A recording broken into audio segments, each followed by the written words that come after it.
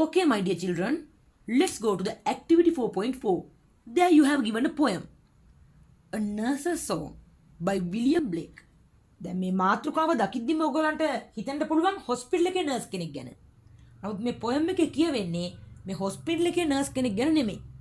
ඔය නර්ස් කියන වචනේ පාවිච්චි කරනවා ළමයි බලා ගන්න කෙනාට. මේ ළමයි බලා ගන්න කාන්තාවක් ගැන තමයි මේ පොයම් එකෙන් කියවෙන්නේ. ඉතින් දැන් මේකේ තියෙනවා ගැඹුරු සාහිත්‍යමය අර්ථයක්. ඒ ගැඹුරු සාහිත්‍යමය අර්ථය 8 වසරේ ළමයෙකුට අවශ්‍ය නැහැ. ඉතින් 8 වසරේ මට්ටමින් ඔයාලට පුළුවන් වෙන්න ඕන මේක යන්තමින් කියවලා තේරුම දල වශයෙන් දැනගෙන මේ අහලා තියෙන ප්‍රශ්න වලට උත්තර ලියන්න.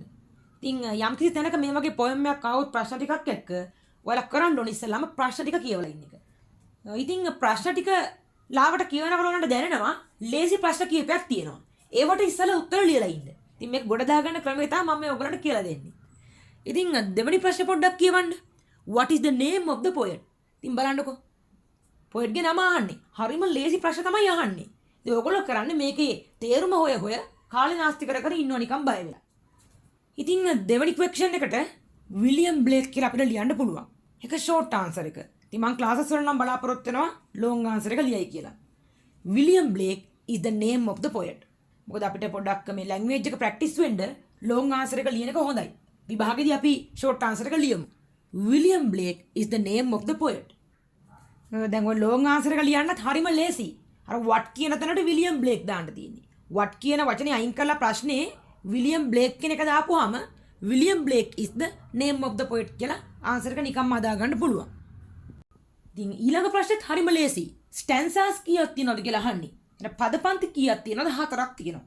ඉතින් අපිට 4 කියලා දාන්නත් පුළුවන්. අපි ලොංග් ආන්සර් එක ලියමු. There are 4 stanzas. නැත්නම් there are 4 stanzas in the poem. ඒ විදිහට අපි ලොංග් ආන්සර් එකක් ලියමු. ඊළඟට හතරවෙනි ප්‍රශ්නෙට අපි රූල් දෙක තුනක් ඉඳ තියලා පස්වෙනි එකේ රයිමින් සෙට් එකක් දීලා ඉමු. hill, arise, play, sleep, rest, sky. ඒවට රයිමින් වර්ඩ්. يعني ඒ රිද්ම් එකටම යන අනිත් වචන ලියන්න කියලා කියන්නේ. දැන් සිංහල සාහිත්‍යය කොට කියනවා අනුප්‍රාසය කියලා. ලැබේවා, වේවා, නොවේවා කියලා අර පදපන්ති ඉවර වෙන්නේ එකම රිද්ම් එකට. ඒ රිද්ම් එකට යන වචන තමයි අහන්නේ. Okay, let's go to the poem. When the voices of children are heard on the green and laughing is heard on the hill. දැන් මේකේ children එතකොට laughing green hill කියන වචනත් එක්ක ඔයගලන්ට මැවෙන්න ඕන කඳු මුදුනක ළමයි ටිකක් සෙල්ලම් කරමින් ඉන්නවා. ඉතින් මේ laughing කියන වචනෙන් අපිට තේරෙනවා මේ ළමයි ඊටාම සතුටින් තමයි සෙල්ලම් කරමින් ඉන්නේ. බලන්න මම ෆොටෝ එකක් දාලා තියෙනවා. මේ වගේ ළමයි සතුටින් සෙල්ලම් කරමින් ඉන්නවා. My heart is at rest within my breast and everything else is still. දැන් මේ breast එක කියන්නේ ගැහණු කෙනෙක්ගේ පපු ප්‍රදේශයට. ඉතින් my heart is at rest within my breast. මගේ මේ පපුව ඇතුලේ තියෙන හදවත rest එකක් ගන්නවා කියලා කියන්නේ. And everything else is still. දැන් ඔය still කියන්නේ තවමත් කියන එකනේ. ඉතින් මේ වාක්‍යයෙන් කියවෙන්නේ අනිත් දේවල් ඒ විදිහටම වෙනවා වගේ අර්ථයක්. ඒ කියන්නේ heart එක rest එකේ තියෙනවා. දැන් කන් රෙස්ට් කරනවද? ඇයි ඒ? ළමයි සෙල්ලම් කරනවා. අඬතුරක් කරගන්න දේව අහගෙන ඉන්න ඕන. බලාගෙන ඉන්න ඕනනේ. ඉතින් කන් ඇස් ඒව වැඩ. හાર્ට් එක රෙස්ට් එකක් ගන්නවා. ඉතින් and everything else is still කියන්නේ අනිත් දේවා ඒ විදිහටම වැඩ හાર્ට් එක රෙස්ට් එකක් ගන්නවා. ඉතින් මේකේ මේ ගැඹුරු තේරුමක් තියෙනවා. ඉතින් මේකේ ගැඹුරු තේරුම හරි ලස්සනයි. සාහිත්‍යමය තේරුම ලොකු විචාරයක් ලියන්න පුළුවන් පොයම් එකක් මේක. ඉතින් 8 වසරේ මට්ටමින් අපි මේකේ තේරුම විතරක් දැනගෙන යනවා.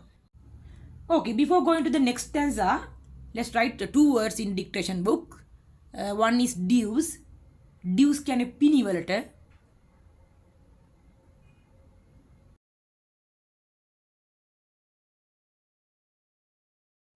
Rise පැන නගිනවා, මතු වෙනවා වගේ අර්ථයක් rise කියන්නේ.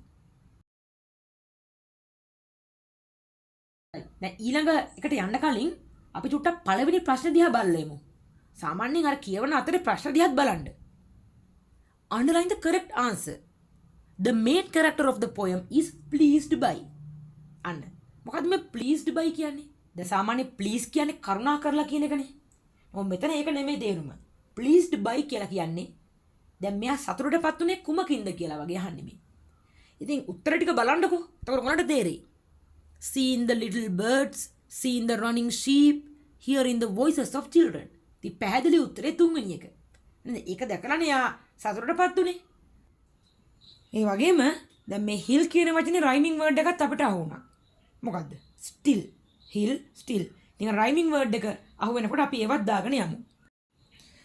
ඊළඟට හතරවෙනි ප්‍රශ්නේ කියවලා ඒක හිතේ තියාගෙන අපි නැවතත් poem එක කියවන්න යමු.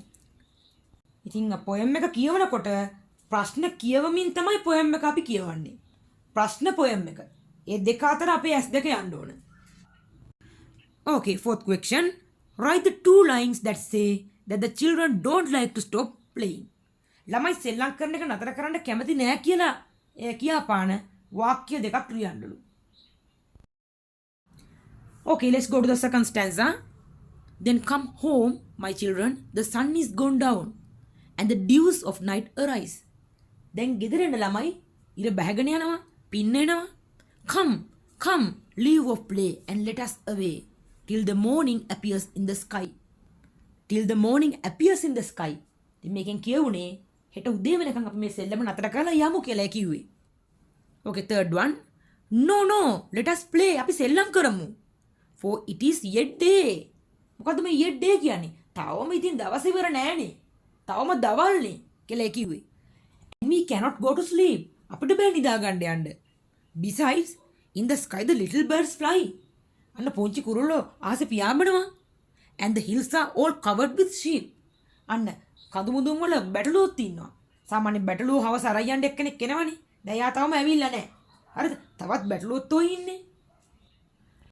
උන හතරවෙනි ප්‍රශ්නට උත්තරේ ලැබුණා. දැන් ළමයි සෙල්ලම නතර කරන්න බෑ කියන එක අඟවන වාක්‍ය දෙකක් නේ අහුවේ. No, no, let us play, for it is yet day and we cannot go to sleep. Okay, write down these words too. Appears.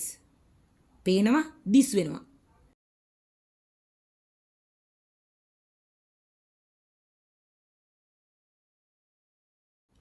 Fades. මැකිලා යනවා.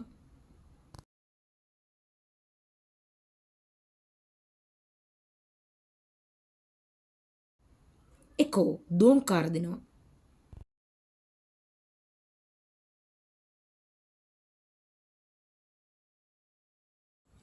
දැන් අපේ ප්‍රශ්න වලට අපි ඔක්කොම උත්තර ටික හොයාගෙන තියෙන්නේ. හොයාගන්න පුළුවන් මේ කියවපු ටිකෙන්. හරි අපි අන්තිම එකක් බලමුකෝ. Well, go and play till the light fades away. හොඳයි ගිහලා සෙල්ලම් කරන්න එළිය මැකිලා යනකම්. Fades. දැන් සාමාන්‍ය ජීවිතේත් fade කියන වචනේ පාවිච්චි කරනවා.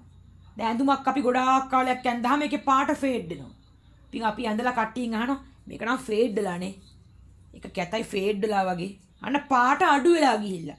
නේද මැකිලා ගිහිල්ලා. ඒකට fade කියන වචනේ පාවිච්චි කරනවා. ඉතින් යන්න එළිය ටිකක් මැකිලා යනකම් අඩු වෙලා යනකම් ඉතින් සෙල්ලම් කරන්නකෝ. And then go home to bed. ඊට පස්සේ ගෙදර ගිහිලා නිදා ගන්න. And then go home to bed. එකෙන් කියන්නේ ඊට පස්සේ ගෙදර ගිහිලා නිදාගමු. The little ones leaped and shouted and laughed and all the hills echoed. ඉතින් පුංචි ළමයි පණිනවලු, කෑ ගහනවලු, hina වෙනවලු. ඒගොල්ලන්ගේ සද්දේ දෝංකාර දුන්නා කියලා තමයි කියන්නේ. එහෙමනම් අපි rhyming words ටික පොඩ්ඩක් බලමු. Hill still, arise skies, play day, sleep sheep, rest breast, sky fly. මම roman numbers ටිකක් දැම්මා. ඉතින් ඔයගොල්ලෝ අච්චු පොතේ තියෙන විදිහටම ලිව්වත් කමක් නැහැ. මෙන්න මේ විදිහට තමයි rhyming words එන්න ඕන.